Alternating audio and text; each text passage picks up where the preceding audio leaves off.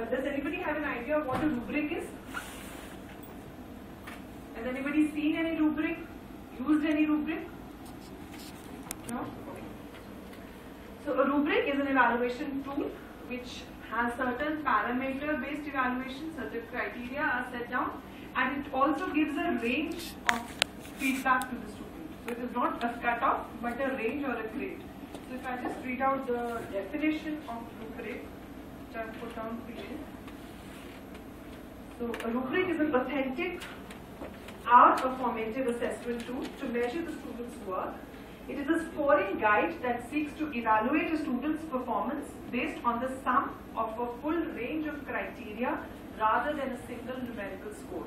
So it's a range over which we evaluate students. It is designed to stimulate real-life activity, and it can be also given as a working guide to students. We can give it a rubric in advance and tell them this is how we are going to grade you. Okay? And the advantages are it helps